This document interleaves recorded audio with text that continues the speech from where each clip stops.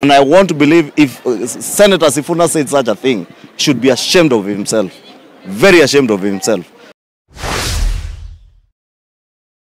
Ukionyesha ya kuwa una tabia ya kulipa na malipo vyema, basi unahitimu kwa kiwango kingine. Kwa hivyo haiwezekani ukisikia ati yuko mpaka 50,000 uanze na 50,000. Unaanza na kidogo, ukilipa unahitimu kwa kiwango hicho kingine. Kwa sababu the basis basically is your credit history. Sijui ungesema nini kuhusu wale wabunge wenzako wa upinzani ambao wanasema government sasa imekuwa ni kama microfinance, ina compete na private sector? Kunao wabunge ambao ni kutojua, tutawaombea Mungu wajue na waelewe.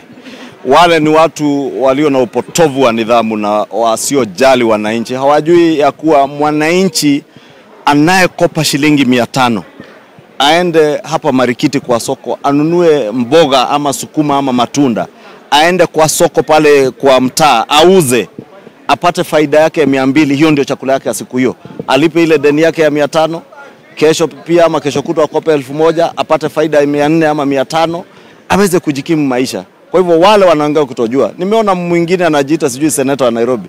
Sijui kama ndio kweli ati anaambiwa watu wakope na wasilipe. It is a height of responsibility.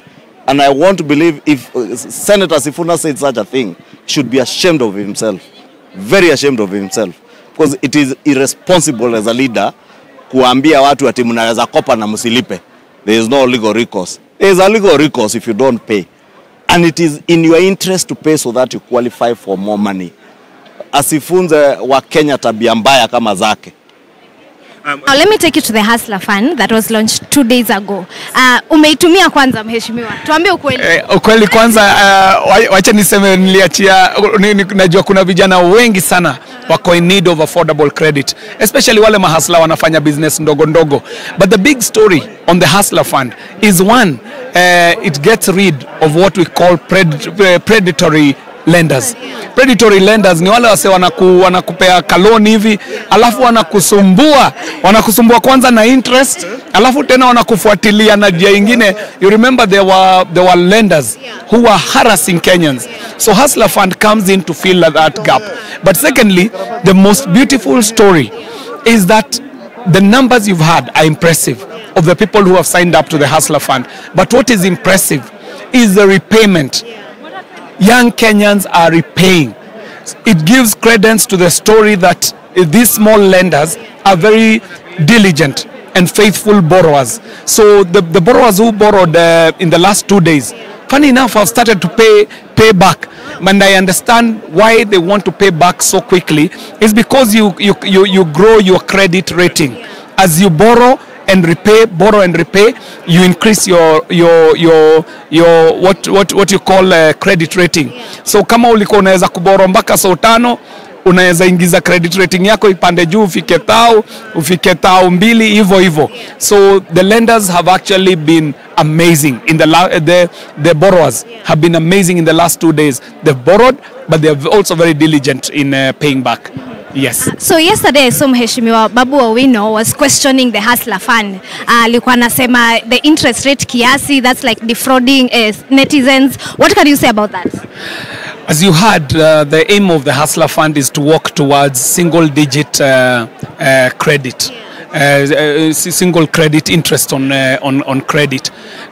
Why that is important is because I don't know what he might have been comparing it to, but when you think about the credit that was available before the Hustler Fund, it was extremely expensive credit. This, in comparison, is way better. But even more so, we've got to also think about why there is interest on the Hustler Fund. Remember, this Hustler Fund does not have a committee. It does not have people who are sitting in a panel vetting people. But it also has some little operation costs. There is infrastructure costs, there is the operation costs, and so on. So I think it's the actuaries did their work in finding out what would be a fit for purpose interest rate. And at times we do not just oppose to oppose. Hata baniani mbaya naambiwa kiatu chake ni dawa. So even as the people in leadership, we've also got to choose what it is that we are critiquing. And critiquing is not criticizing. If you critique, you put a build to that which you're critiquing. But criticism doesn't add value. Critiquing does add value. So as leaders, we've also got to think of the things we are critiquing. We've got to think of the things that we want to put a build on. It's not everything that needs to be opposed for the opposing sake. Yeah. Yes. And have you always been a supporter of the Hustler Fund? Of course, kuangalia vile the amount of hassles, people go through for just them to access credit, the Shylocks in this country that are charging even 10% per day. Most of the young people wakienda kutafuta loan wanaitishwa title deed, wanaitishwa logbook. There's so many things that they can't afford. And for example, you see, kama those people that wamejaribu kuchukua loans, for example, motorbikes, for example, unaona, you'll do your monthly installments. Ukichelewa tu mara moja wanakuja wanapita na nduthi yako. So this fund naomba igrow, watu wa repay ndio waweze kuenda na hiyo credit scoring, so that we're able to reach the maximum of 50k. Na beyond that, the next plan that we're rolling out the next 90 days ni kutoka now 50,000 to 1 million shillings, so that tuende watu mahasla wandoke. Kwa hivyo tufike hadi siku moja tufike hiyo fund hata 100 million. Let me talk to you about the people of Molo. We do have the CBC program, and the president himself has said that it is here to stay. What strategies have you put in place in Molo to ensure that it is running smoothly? Watu wa Molo uniita wa mashukuru kwa sababu ya ile job yenye tumefanya ku transform our schools, making sure that we build infrastructure. Tulikuwa worried kidogo kwa sababu NGCDF ilikuwa imesimamishwa, but now that NGCDF is up and running and they're going to do the first disbursement next week. By the time shule zinafunguliwa tutakuwa tumejenga those classes. We'll have built those classes. Already tumekuwa tukizijenga, but there was that concern ya sorry, junior high school ya hawa watu ya 7, 8 and 9 wataenda wapi, but now that is clarified.